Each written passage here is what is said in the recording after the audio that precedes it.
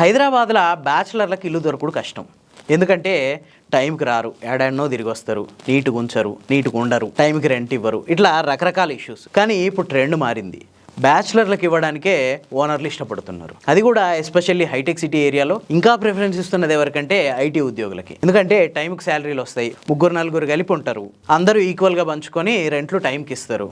అంతేకాదు ఫ్యామిలీలకు ఇస్తే పొద్దునంతా ఇంట్లోనే ఉంటారు, నీళ్ళ వాడకం ఎక్కువ ఉంటుంది, కరెంటు వాడకం ఎక్కువ ఉంటుంది. అదే బ్యాచిలర్స్కి ఇస్తే పొద్దున ఎప్పుడో పోతారు, నైట్ ఎప్పుడో వస్తారు. సో వాటర్ కన్జంప్షన్ అనేది చాలా తక్కువ ఉంటుంది. ఈ కారణాలన్నిటి వల్ల బ్యాచిలర్లకు ఇండ్లు ఇవ్వడానికి ఓనర్లు ఆసక్తి చూపిస్తున్నారు. అంతేకాదు హైరైజ్ అపార్ట్మెంట్లు, గేటెడ్ కమ్యూనిటీలో ఉండే విల్లాలు, ఈ ఓనర్లు కూడా బ్యాచిలర్స్ కిండ్లు ఇవ్వడానికే ఇష్టపడుతున్నారు. అది కూడా ఫుల్లీ ఫర్నిష్డ్ ప్లాట్లు, ఫుల్లీ ఫర్నిష్డ్ విల్లాస్. రీజన్ ఏంటంటే ఒక బ్యాగ్ వేసుకొని వస్తారు బ్యాచిలర్ అయితే, వచ్చి వాడు అవసరం ఉన్న రోజులు ఉంటాడు, ఉన్న రోజులు రెంట్ ఇస్తాడు, ఆ తర్వాత చక్కగా బ్యాగ్ తీసుకొని వెళ్ళిపోతాడు.